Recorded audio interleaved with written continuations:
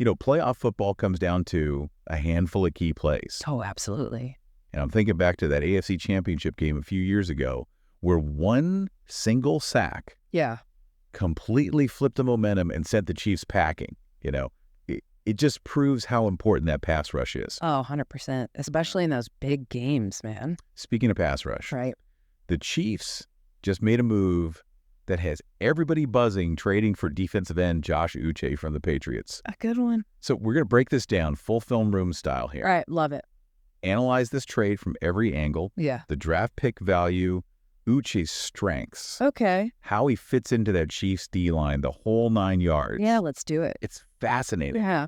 The Chiefs got Uche for practically nothing. A 6th-round pick in 2026. Yeah, I mean... It's like those late-round picks. Right. Those late-round picks are almost like lottery tickets, You might hit it big, but chances are they're not going to amount to much. Yeah. So to get a player like Uche with his experience and potential for that price, I mean, come on. It's a steal. It's a steal. Veach and the front office, they pulled off a good one. So for the fans out there who might not know Uche's game as well, break him down for us. Okay, so Uche, he's a pass rusher through and through. Okay. Speed demon off the edge. Okay. Not an every down kind of guy. Right. More like, less of a brick wall and more like a Ferrari. Oh, again. Accelerating off the line, I like that. He's got that incredible first step explosiveness, and he can bend, the ability to dip that shoulder, get around that offensive tackle. Right. Like he's defying gravity, And it's not just potential. We saw it last year, right? He had a breakout year with the Patriots, 12 sacks. You're absolutely right. That's not a fluke. It's not a fluke at all. 12 sacks is a serious number, but this is where it gets interesting, okay? In New England, he thrived in a specific scheme, often paired with these bigger linemen, gave him space to operate, using that speed and agility to cause some havoc. Right. So the question becomes, can he translate that same success to Kansas City? That's the question. Different scheme, different personnel. Right. You got to see how it plays out. Let's flip the field for a sec. Look at it from the Patriots side. Okay, yeah. They don't just give away talent for cheap, right? Right. So why let Uche go? Well, I think they're being proactive, honestly. Okay. Uche, he wasn't fitting into their new defensive scheme, which is more about versatility up front. Right, makes sense. Plus, he's heading into free agency. Oh, yeah. They could lose him for nothing. Yeah. So get something while they can, It's business. It's a business. But for the Chiefs, man, this move makes a lot of sense. Makes a ton of sense. They desperately needed to boost that pass rush. Yeah. Especially after Omenihu's injury. Right. Exactly. Like, they were shopping for a very specific tool. Yeah. And Uche is the perfect fit. He fits the bill. But here's the thing. It's not just about this season. Yeah. If Uche plays well, they can sign him long term. Potentially at a good price? At a reasonable price.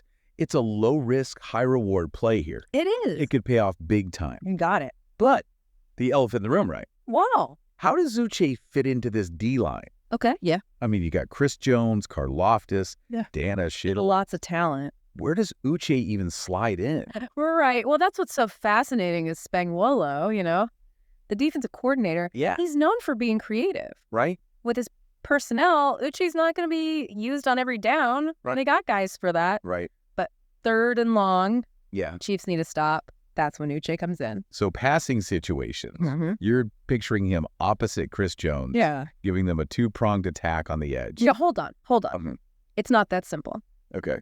Spagnuolo, he loves to move Chris Jones around. Oh, yeah. All over the place. He's like a chess master. He is. He's always looking for that mismatch. Right. That weak point in the offensive line. So Uche just adds another dimension. It's another weapon in the arsenal. It is. So how does that impact the other guys, though? Right. Especially Karlaftis. Yeah. Does this mean we see him more on the outside where he's arguably better? Well, that's the million-dollar question, isn't it? It is. And let's not forget about Dana and eventually Omenihu when he gets back. Right. They can both rush from the inside. Yeah. So Spagnuolo's got options now, which is a good problem to have, It's a great problem to have. It is, as a defensive coordinator. You love having that kind of depth and that versatility. Absolutely. So many different looks you can throw at an offense. Keeps them guessing, keeps them on their toes. Exactly. You can't scheme against what you don't know is coming. Absolutely. All right, we're going to take a quick break. Okay. When we come back, we'll continue breaking down this trade and dive deeper into the potential impact of Josh Uche on this Chiefs D-line. All right, sounds good. You know what's really exciting about this trade? It's like Spagnuolo gets a whole new toy to play with. Right. You know, we've seen glimpses of what Uche can do in New England. Right. But imagine him in a scheme designed to actually maximize his strengths. You know what I'm saying? Absolutely. It's scary, man. Spagnuolo's probably up late at night right now, drawing up all these crazy blitzes. Melodic blitzes. With Uche right at the center of it all. Absolutely. You know, his go-to move. Yeah. That lightning fast first step. Yeah. Combined with that bend around the edge. It's like watching, like... I was going to say, it's almost like a ballet dancer or something. Yeah. The way he contorts his body to get around those tackles. It's beautiful, man. And let's not forget, he's going up against some of their best quarterbacks in the league. Oh, in that division, yeah. In the AFC West, Mahomes, Herbert, Carr. Oh, yeah. These guys can extend plays. Mobile quarterbacks. You got to have that speed rusher. Oh, yeah. Uche, it's critical. You got to get there quick. I got to get there quick. That's what Uche does. He forces those quarterbacks to make quick decisions. Right. Rushed throws, mistake, interceptions, strip sacks. Yeah. Change the whole game. All right, so let's game plan for a second, okay? Okay. It's 3rd and long. The Chiefs need a stop. How do you deploy this D-line? Oh. You know you're going to see Jones and Uche out there. Okay. But the beauty of it is you don't know where they're going to line up. So you could have Jones on the interior, collapsing the pocket. Yep. Uche coming off the edge on the other side. You got it. Or you could flip it. You could put Jones outside using that bull rush and have Uche coming from the blind side. Oh, that's speed. That speed, catching the quarterback off guard. It's got to be a nightmare for these offensive coordinators. Absolutely. You got 2 elite pass rushers, each with their own unique skill set, working in tandem. Creating chaos. That's what you want. And the other thing is, I think... It benefits the other guys on the line too, right? Oh, 100%. You think about Karlaftis, Dana. Yeah. Even Omenihu, when he gets back, they're all going to benefit from the attention that Jones and Uche are going to draw. So even if Uche isn't getting the sack, his presence is creating opportunities. Exactly. That's what they call. Yeah.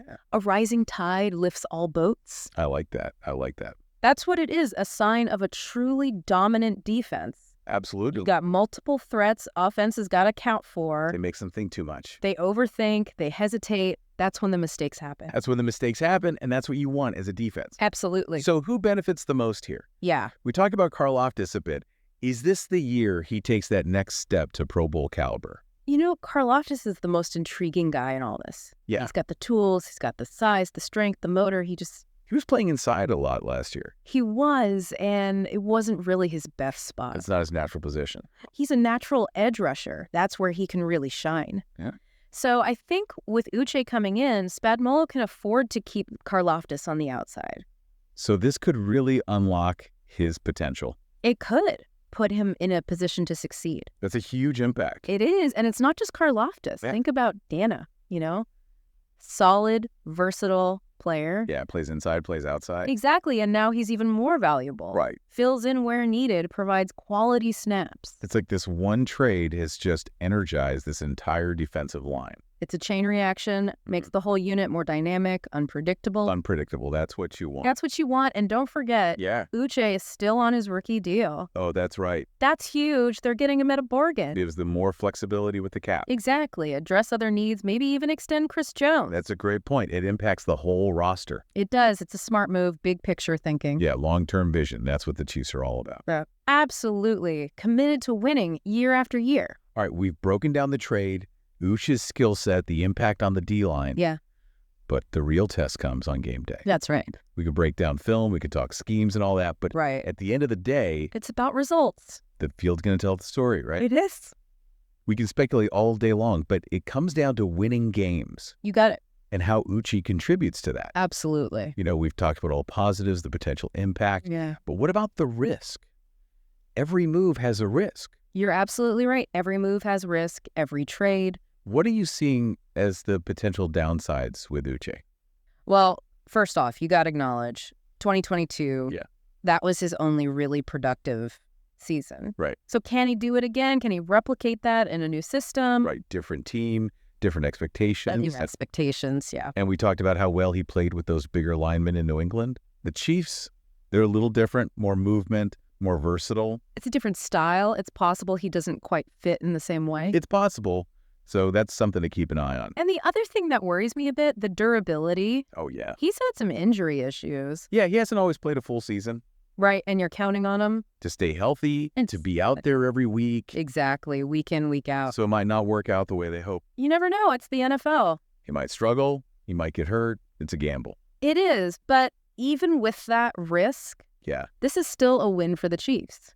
How so? They didn't give up much to get him. Right. And the potential upside is huge. It's enormous if he gets anywhere near those 2022 numbers. That's a steal. It's a steal, absolute steal. And even if he doesn't become this sack monster, his presence alone adds depth. Makes offenses adjust. They got a game plan for him. Exactly. That has value, even if he's not the one getting the sack. So bottom line. Bottom line is they needed pass rush help. Yeah. They got a proven guy. With a high ceiling. High ceiling at a great price. Can't ask for much more than that. You can't. Sometimes you just got to roll the dice. I like it. All right, we've analyzed this trade. They went deep. Every angle, every detail, but we really won't know until we see him on the field. That's right, in a Chiefs uniform, going up against those AFC West quarterbacks. It's a new chapter for the Chiefs. A lot of excitement, a little bit of mystery. It is. How's it going to play out? We just got to wait and see. That's the beauty of the NFL, man. Keeps you guessing. Always keeps you guessing. Always something new. Absolutely. All right, folks, that's it for this deep dive. We really appreciate you joining us. Thanks for listening. Hope you enjoyed breaking down this trade. We had fun. And we'll catch you next time with another look inside the NFL. See ya!